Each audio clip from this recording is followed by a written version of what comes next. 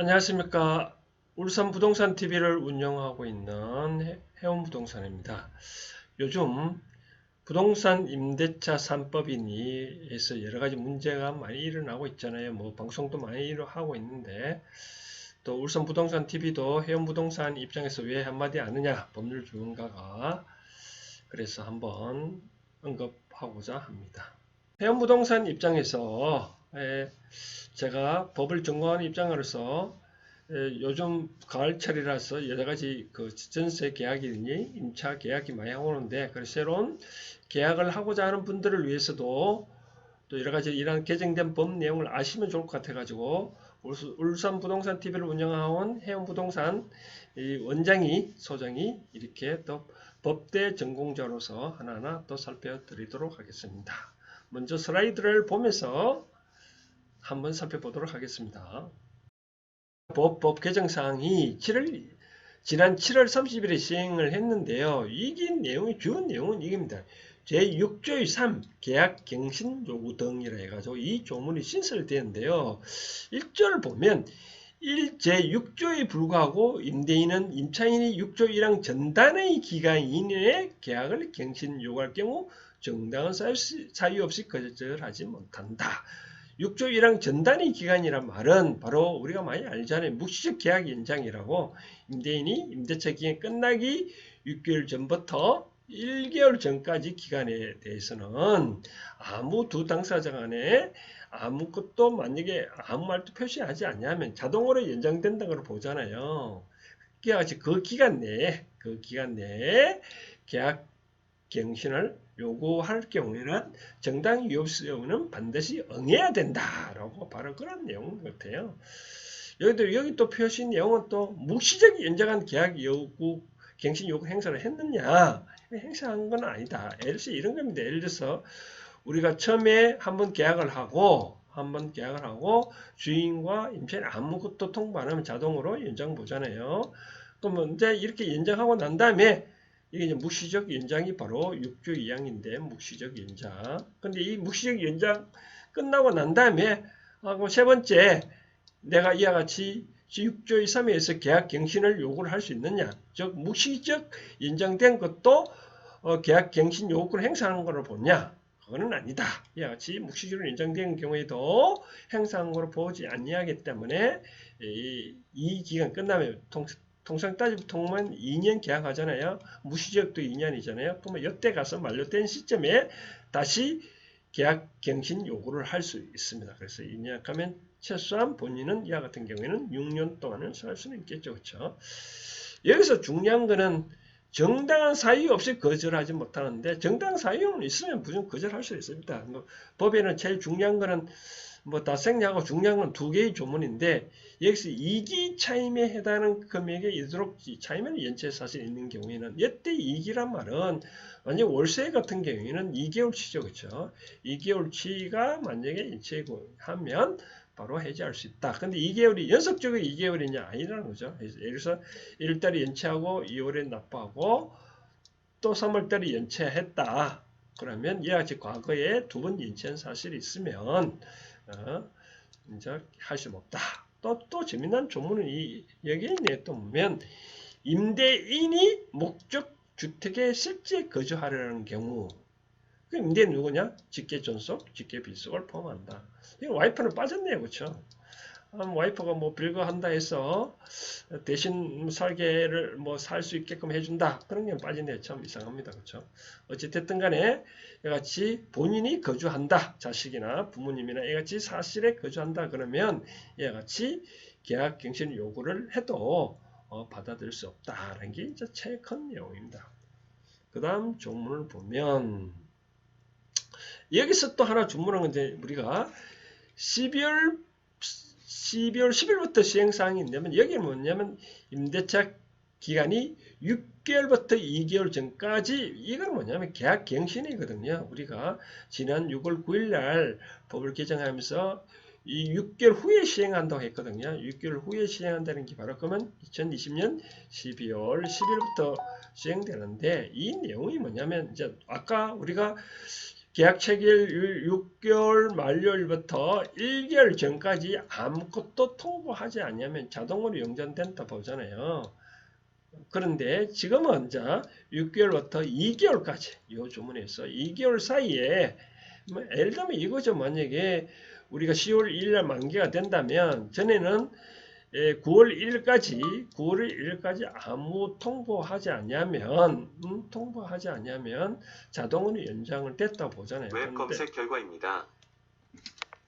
근데 만약에 이제 지금 이제 얘가 이제 12월부터는 이제 어떤 좀 문제가 있냐고 하니 이제 1개월 전이 아니라 2개월 전에 아무 통보 쉽게 말해서 6개월부터 2개월 사이에 아무 통보를 하지 않으면 자동으로 연장할 수 있다라고 보거든요. 그러면 이제 만약에 2개월 지나고 1개월밖에 안 나면 묵시적 연장을 안 본다는 뜻이거든요. 그러면 이제 11월 10일부터 그러냐. 바로 이와 같습니다. 그와 같이 묵시적 계약 갱신의 이와 같처럼 계약 갱신 청구권도 12월 10일부터는 반드시 2개월 전까지 임차인은 계약 연장 통보를 해야만 효력이 있다. 바로 그런 내용입니다. 지금은 1개월 전인데 11월 10일 지나면 2개월 전에 통보를 해야만 된다. 바로 그런 내용이고요. 그 다음 2항을 읽어보면 이런 내용이에요. 임차인이 1항에 따른 계약 갱신 요건을 1회 한해 행사할 수 있다. 이 말은 뭐냐? 그러면 계약 갱신권을 계속 할 수 있느냐? 그런 게 아니고 한 번만 행사할 수 있다. 한 번. 그러면 최소한 4년을 보장할 수 있다는 거거든요. 아까 말한 대로 상가 임대차 법상에서도 우리가 상가를 임차하면 여러 가지 시설을 보호하고 있잖아요. 그죠? 시설을 보호하고 있는 내용을 2년만 장사하고 물러나라 그러면 좀 아깝잖아요. 그렇죠? 이와 같이 아까운 건데 한 번 더 이 계약 갱신 요구권을 행사하시는데 주택도 바로 그런 내용입니다. 요즘 상가는 10년까지 할 수 있지만 하여튼 주택은 1회 할 수 있다. 이때 임대차 존속 기간은 바로 2년을 본다라고 그런 겁니다. 이와 같이 계약 갱신 요구권은 한 번만 할 수 있지 여러 번 행사할 수 없다. 그런 겁니다. 그다음 3항을 읽어보면 뭐냐? 이와 같이 만약에 갱신되는 임대차는 조건이 뭐냐 그럽니다. 다시 계약을 온다. 동일한 조건으로 계약을 온다. 다만 차임과 보증금은 정감할 수 있다. 바로 이때 그럼 큰 의미가 없는 거죠. 그렇죠? 동일한 조건으로 지난번에 2년이면 2년 그대로 할 수 있다. 전세가 1억이면 1억인데 다만 또 단서 조항이 있나 보니까 차임과 보증금은 7조의 범위에서 정감할 수 있다. 여기 7조 보면 정액 청구는 약정한 차임이나 보증금의 20분의 1, 즉 5%까지를 변동할 수 있다라고 되어 있네요. 그래서 근데 무조건 상대방이 무조건 5% 따지는 게 아니고 무조건 또 상호간에 협의를 해야 된다는데 협의가 안 되면 어떡할 거냐 여러 가지 논리는 있는데 하여튼 5%까지는 주인은 요구할 수 있다. 만약에 응하지 아니하면 또 협의를 중재위원회 또 간다 그러잖아요. 그러면 집주인과 여러 가지 사람이 있는데 예를 들어서 요즘 통상 월세가 만약 50만 원이다. 그러면 5%는 얼마입니까? 5, 25, 2만 5천입니까? 좀 2만 5천이면 좀 너무 작다 보여지나요? 좀 세상 살다 보면 10%면 5만 원인데 5%면 2만 5천 원, 그럼 50만 원 받던 사람이 52만 5천 원만 받겠다. 좀 그런 것 같습니다. 아무튼 알아놓을 거는 5%까지는 정액 청구할 수 있다라고 되어 있고요. 그 다음 사항을 보면 1항에 따라 갱신되는 임대차의 해지에 관한 6조 2항을 준용한다. 이 말은 뭐냐면 이제 같이 계약 갱신을 청구해가지고 만약 해지하고 싶으면 어떡하냐? 그럼 무조건 2년 동안 살아야 되느냐? 그런 건 아니다라고 해요. 6조 2를 준용한다. 6조 2가 보면 이게 이런 말이 됐네요. 임차인은 언제든지 임대인의 계약 해지를 통지할 수 있고 임대인은 통지받은 날부터 3개월부터 효력이 시행된다. 즉 임대인은 당연히 2년 따라가야 되지만 임차인은 그래 내가 계약 갱신 청구해놓고도 알고 보니 주인의 여러 가지 사정이 안 좋다. 난 나오고 싶다. 그러면 3개월에 통보하면 3개월이 지나면 바로 무효다. 바로 무효라기보다는 뭐 그때부터 계약 해지돼 가지고 주인은 보증금을 돌려줘야 되고 이 사람은 나갈 수 있다. 바로 그런 내용입니다. 그래서 언제든지 계약을 해지할 수 있다. 누가? 임차인이. 다음 5항을 볼까요? 임대인이 1항 8호의 사유로 갱신을 거절하였음에도 불구하고, 이 말하면 1호가 8호이 뭐냐면 그잖아요. 자기가 사겠다고 하고 그러면 거절했잖아요. 그러면 지는 이제 임차인 나가야 되잖아요. 그렇죠? 그러면 갱신 요구되거나, 이와 같은 경우에는 이거는 이제 만약에 어떤 문제냐면 이런 경우죠. 뭐 현재 임차인이 꼴보기 싫겠는데 내가 들어가겠다 사겠다 넌 나가라. 그래 좋다 내가 나겠다. 근데 알고 보니 집주인이 나가지 않냐고 들어오지 않냐고 제3자한테만 나가주었다. 뭐 세상 살다 보면 자 그런 경우는 있을 수 있잖아요. 그죠? 현 임차인이 뭐 좋을 수도 있고 그런데만 싫으면 야 내가 들어오겠다 넌 나가 뭐 어렵다. 근데 실제는 내가 안 들어오고 다른 사람한테 내줄 경우 어떻게 할 거냐? 그럴 경우 바로 이번 손해를 배상해야 된다라고 됐네요. 그러면 다음 조문은 뭐 손해에 대해서 나오겠죠, 그렇죠? 그러면 여기서 손해배상액은 다음과 같이 하는데 이렇게 재미난 데면 이런 유효 3호인데 3호부터 읽어보면 이 중에서 큰 금액을 한다 됐거든요. 큰 금액이 뭐냐면 제8호의 사유로 갱신 거절로 인하여 임차인이 입은 손해액. 임차인이 과연 손해가 입은 게 뭐가 있을까요? 나가라 하면 나갔을 경우에 손해가 있을까요? 뭐 손해 있을 수 있겠죠. 뭐 그런 예를 들어서 뭐 갑작스럽게 나가는데 못 나가 뭐 집을 못 구해 가지고 갑자기 고금리로 빌려서 뭐 임차했다든지 그런 경우는 있을 수 있겠네요. 다만 이거는 좀 불명확한 개념이니까 내버려 두고 그 다음 내용을 보면 이런 내용이에요. 갱신 거절 시 당시 월차임의 상계여부를 해당되는 금액이라네요. 그래서 그 당시에 만약에 100만 원을 받고 있다면 3개월 부분이죠. 그러면 300만 원은 지급하면 된다라고 되어 있네요. 만약에 뭐 전세 보증금 갖고 있다. 그러면 환산 월차임인데 환산 월차임이 지금 4%로 정되었습니다.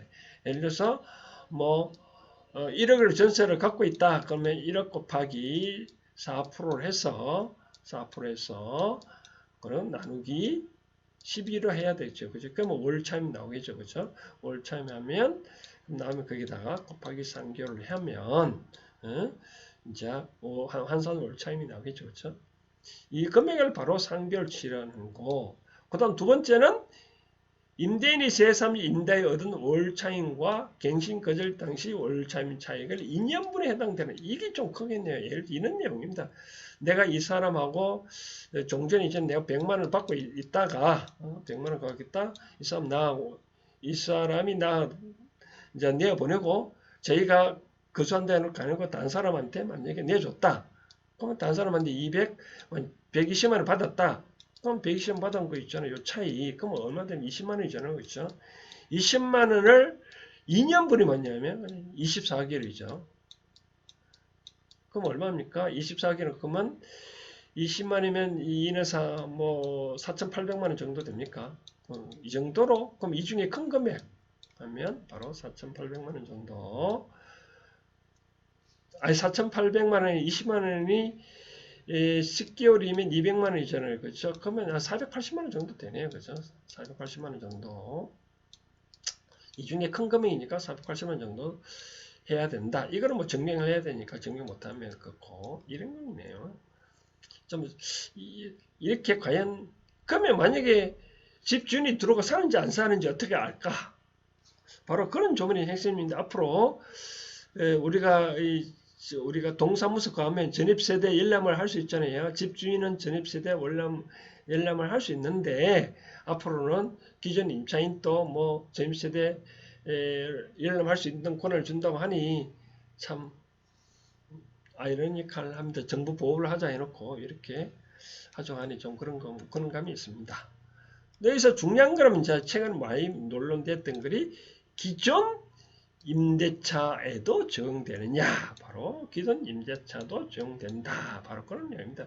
이 법이 7월 31일 날 시행한다 해놓고 시행되기 전에 계약 체결된 것도 적용한다고 하니까 소급 입법이 되지 않느냐라고 하네요. 소급 입법. 소급, 원래 법은 소급 입법하면 안 되는데 바로 소급 입법을 한답니다. 근데 재미난 조문이 이런 내용이네. 이런 경우 어떻게 할 거냐? 퇴거 합의 후 번복하는 거예요. 예를 들어서 우리가 이제 1개월 전에 이제 이 사람이 임차인이 1개월 전에 이제 내가 나가겠다고 했잖아요. 그렇죠? 나가게 했다가 1개월 되기 전에 마땅히 구하다 보니까 뭐 집이 없다. 그럼 갑자기 주인한테 내가 안 되겠다. 연장 청구하겠다. 갱신 요구를 하면 어떻게 될 건가? 그래도 주인은 받아줘야 된다. 바로 그런 내용입니다. 이 법은 강제법이기 때문에 어쩔 수 없습니다. 그래서 퇴거 합의하는데도 불구하고 번복할 수 있다. 그런 내용입니다. 그러면 그 다음은 중요한 것은 시행 전에 임대인이 갱신 거절을 하고 제3차 임대차 계약을 체결한 경우는 적용되지 않는다. 그런 내용이에요. 예를 들어서 2개월 전에 이 사람이 이제 뭐 합의를 하고 너 나가라. 그 좋다. 근데 제3자가 하고 계약 체결돼 있으면 또 신규 임차인도 존중 보호를 해야 되잖아요. 그렇죠? 그 같은 경우에는 이와 같이 적용되지 않냐고 물러나줘야 된다. 바로 그런 내용입니다. 그 다음 네 번째군요. 물색만 해놓은 경우는 어떻게 해는 거지? 이거는 뭐냐면 이제 1개월 전에 나가기로 했고 이제 앞으로 네 들어온나 오케이 우리 알아서 들어게 해놓고 계약을 체결 안 하고 물색만 해놓은 경우에는 어떻게 될 경우 이거는 안 된다. 바로 법조문에 어떻게 됐다고요? 바로 임대차 계약을 체결한 경우에만 그렇다라고 하기 때문에 물색만 해놓은 경우는 적용되지 않는다라고 보면 되어 있습니다. 이상 주택임대차보호법 최고로 개정된 내용이 계약갱신 그 요구권인데요. 이와 같이 잘 협의되려면 임대인, 임차인 또 임대인한테 뭐 또 반대 급부를 줘야 되겠죠. 그렇죠? 반대 급부를 안 주면 이 법이 제대로 시행될 수 있겠냐라고 생각됩니다. 반대 급부가 뭐가 있을까요? 과거에 그런 적이 있잖아요. 과거에 우리가 이 임대소득에 대해서 2천만 원에 대해서는 비과세를까지 해준다. 그런 조문이 있었잖아요. 그렇죠? 근데 지금 그 조문이 없어졌잖아요. 그렇죠? 같이 좀 문제는 될 것 같습니다. 오늘은 여기까지 하겠습니다.